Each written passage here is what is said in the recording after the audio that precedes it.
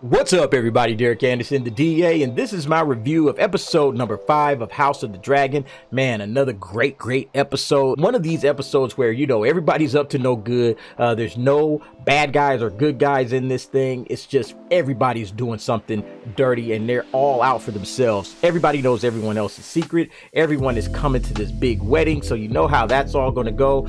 That's the episode in a nutshell. Secrets and a big wedding at the end. For my purposes, this is the best episode of the series so far, and it seems like every week the challenge is if they could top the previous episode, and they've done a really good job of that so far. I don't think that this particular series is as good as the OG Game of Thrones, but it's right up in there in terms of some of the best episodes of Game of Thrones, because the writing and the character building is superb. Man, so right off the top we go with Daemon. Then this dude is a cold-blooded SOB. He has just kind of a don't give a F attitude about everything on the show.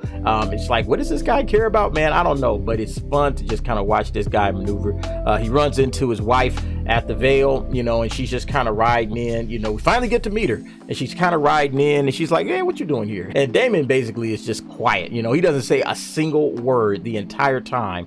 He just kind of slowly and threateningly walks up to this lady. She's sitting on the horse. He kind of spooks the horse. The horse, jumps up. She falls on the ground. The horse falls on her, basically paralyzes her, and there's nothing that she can do about it. Then she screams at him, you're still not gonna finish, huh? He's like, oh, okay. It's like she heard the Mortal Kombat voice, finish her. He just goes and grabs a rock and starts walking up.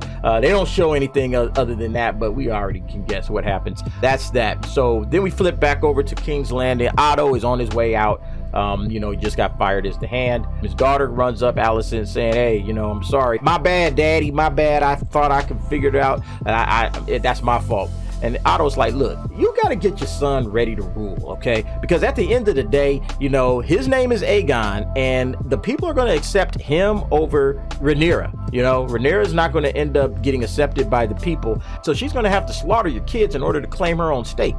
So, yeah, you're going to have to get this kid ready to rule because he automatically can see the writing on the wall. Otto's been saying this like the entire time, pretty much since episode 1, that, yeah, we need this kid. We need this son, this heir to your throne. Your daughter's not going to get it done. He already knew Daemon wasn't going to be a solid heir. In order to keep this kingdom from descending into war, we're going to need a strong male heir. We finally got one. Now we need to just get his place on the throne solidified so we can move forward, and it just seems like that's not going to happen, especially with Viserys, because he's a good dad but a bad king. This guy is a terrible king. He just wants his daughter to rule. He wants to be a good father. He's trying his best to be a good leader, but he doesn't know how to read the room, and you can see this kingdom going left in a big hurry. All right, so then we get to Viserys. So now he's on his way to Driftmark, of course, to meet up with Corlys and Rhaenys. He's about to offer his daughter's hand in marriage to their son Laenor, and they kind of diss him at first because he shows up and nobody's really there to meet him or greet him. It's just kind of like, oh, okay. It's like the king is coming but nobody's there to greet him. It's like, it's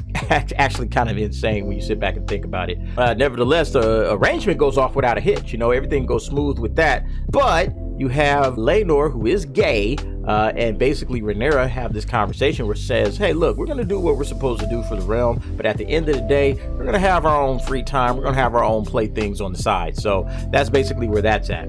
And then Rhaenys, kind of, confronts her husband and says, hey, look, Corlys, you realize we're putting our son at mortal danger by having her get married to this woman, okay? Like, she even realizes that because there is an heir that is named Aegon Targaryen II, that people are probably going to more or less want him to be the king. That's going to cause a whole lot of conflict. Nevertheless, they push on through. Now we get to Criston Cole. Man, Criston Cole is probably the biggest dummy in Game of Thrones history. This guy just is, he's a good guy, but man, just don't have a lot of, upstairs, He confronts Rhaenyra and says, hey, look, leave it all behind. You don't really want to be queen anyway. You get tired of talking about, because I've been listening to you and you've been talking about all the problems that come with being the princess. Just leave it all behind. Roll out with me. We can head to Essos. We can just live our lives just free from all of this nonsense.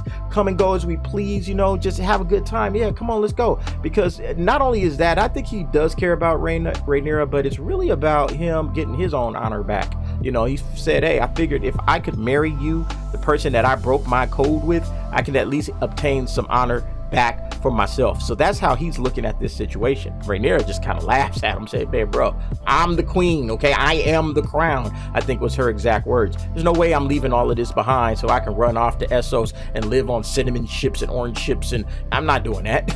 But she does tell him, say, hey, look, I made an arrangement, you know, me and Laenor, we got an understanding, so we're gonna do our duty to the realm, but, you know, on the side, you know, hey, you know. And he's like, wait, so you basically just calling me a common whore? And then he just walks out. And I like this scene because it's really the first time where you can really see that Rhaenyra is starting to crack. Like, her confidence is starting to break. Okay, and she doesn't seem as confident from the rest of this episode moving forward. She doesn't seem as confident as she always has seen in the series thus far. Criston is also starting to crack. He's starting to crack because this dude, he's one of the dumbest people in the show, all right? Because not only does he go and make this silly proposal to Rhaenyra like she was going to take it, but on the flip side, he also walks in after Alicent says, hey, come in here. I want you to talk to me about some of the rumors that we've had spread around Rhaenyra. And basically, he just spills the tea. He just spills the beans, and he didn't have to. It's like, wait a minute, man. You just had to sit here, just kind of hear her out. He really never at any point in time heard her say, yeah, I think something's going on with you and Rhaenyra. I want you to come clean. You know, she's talking about something completely different, but because he doesn't understand that, he just blurts it all out. So yeah, keep things under your hat, you know, kids, until you know the full story. I think that's the biggest takeaway from this, because folks just can't keep secrets. It's absolutely insane. But the best scene, I thought, in my opinion, was when Viserys is talking with Lionel Strong, new hand of the king. He's kind of sitting in his little tub, dressing his wounds, and they discuss his legacy. And he feels like, you know, hey, are songs going to be sung about me? You know, how am I going to be remembered?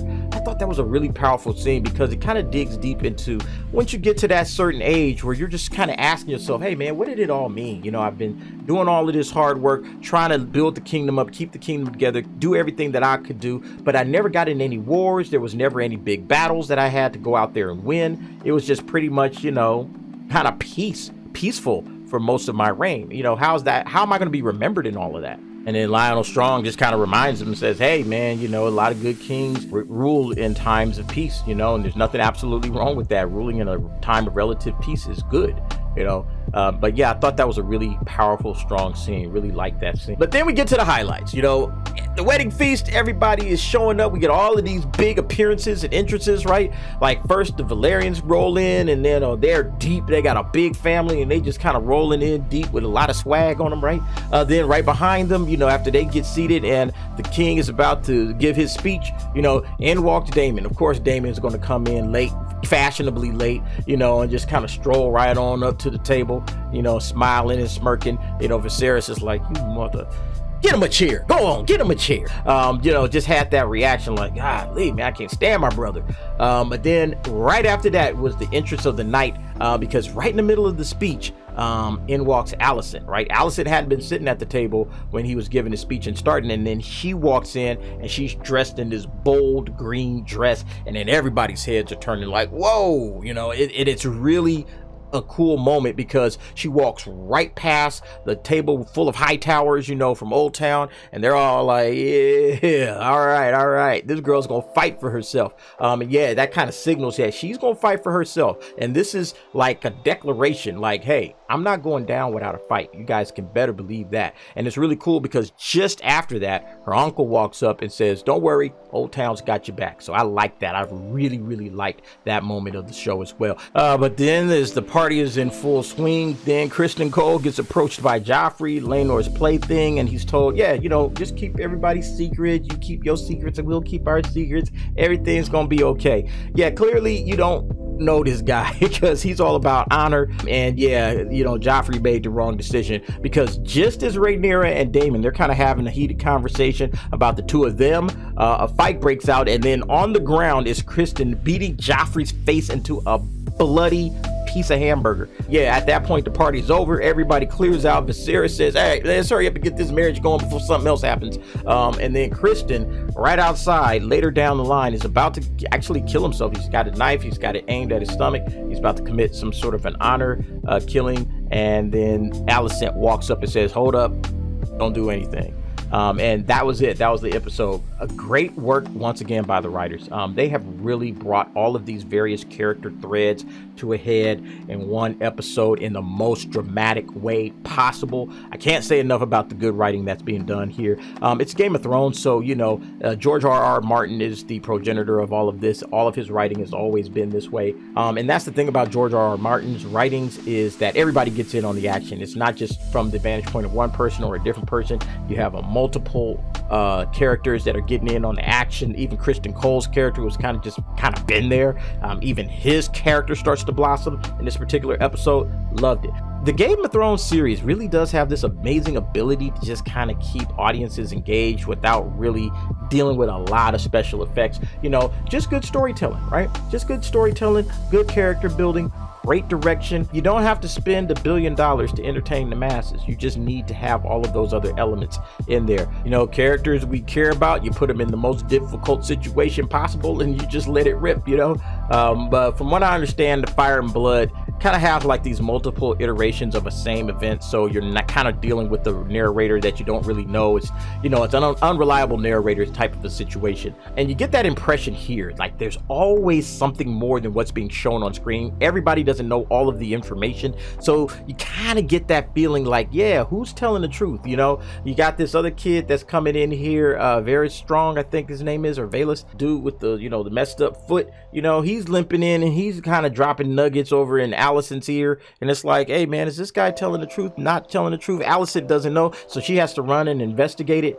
That's one of the, you know, it's kind of like a rumor mill is going to kick off this whole civil war in the Targaryen household, which is, you know, par for the course. And it's really cool that all of these events come to a head, come to a boil in this one episode. It's just absolutely phenomenal stuff. So yeah, really enjoying the series so far and how smoothly they're setting up these time jumps. I know that episode 6 is going to be the biggest time jump so far because we're leaping like 10 years into the future. The young actresses are gone, the two that we've been following, Millie Alcott and Emily Carey, and it's going to be kind of sad to see them go, but I'm interested to see how these new actresses coming in will portray those characters that we've gotten to really enjoy over these last 5 episodes. So I'm looking forward to that. And I was, again, really happy that they let Allison go out with a bang, you know, kind of showing like, yeah, she's just not going to take this line down. She's playing the Game of Thrones just as much as everybody else. Really exited with a powerful performance. So I am looking forward to seeing how this all plays out. All right, folks, let's go ahead and move on to the game board. Let's see where things are stacking up overall.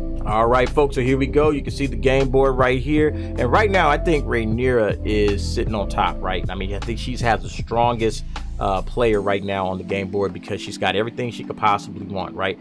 She's married now to a member of the Valerians, so now she's going to have a very strong claim, you know, backed up by a very powerful house, probably the next second most powerful house in Westeros. So yeah, she's got the strength of the Valerians so far, along with her own title as the heir to the throne. The only thing that's going to mess her up is herself right at this point, you know, but she also has Alicent over here in the cut, and it depends on how Alicent moves and maneuvers and how the people respond once Rhaenyra finally takes the throne. I think that's going to be the key. You know, does she respond in a favorable way or does she mess things up for herself? Alicent right behind her. Alicent stepping in here, putting that green dress on and saying, yeah, I'm here, let's do this. Okay, this is a battle for the throne between these two old friends. I think that this is awesome stuff. Alicent is going to have a very, very strong position to make because she got her son Aegon Targaryen II. And she knows, just like her father Otto said, that kid is going to be the fan favorite in the kingdom to ascend to the top. Okay, that kid is going to be the next heir. Rhaenys has said the same thing. They're really going to have to figure out like how they maneuver this is going to be really fascinating to watch. I don't know who's going to win, who's going to lose, but yeah, I'm here for it because they've set up interesting plot points, great characters all the way throughout. That second half that you can see on the game board over there, these guys are kind of out of the running. Like, Daemon is still going to be plotting and planning his own thing. It looks like he's trying to get with Lady Laena, you know, the young Targaryen child. Looks like he's going to try to make some connections with her. So that's going to be interesting to see. I don't know if they're going to do it or not. He's already spitting game to her, trying to build himself up towards her. Viserys, Otto, you know, it looks like that. Of course, Viserys is going to be off the board soon. And whatever he set up in place, to take over, that's going to be what we're going to be looking at moving forward. Otto, I don't know where Otto fits into this any longer. I think he might be done. But you know, we'll see. I haven't read the book, so I don't know exactly how far they're going to go down with his particular story. Otto's been a great character, you know, great character. He's kind of been the guy that knows what is needed this entire time. At least in his own head, he thinks he's doing the right thing. But you know, nevertheless, we'll see how it all plays out. But yeah, with Otto and you know, Old Town with Alicent, if Alicent and Aegon have the backing of Old Town, what does that mean? How strong of a connection is that? Is that what leads us to war, or is that what settles things down? We'll have to see. But anyway, folks, that's the game board right there. Go ahead, leave me your thoughts about episode number 5 in the comments below. Thanks for watching. See you next time.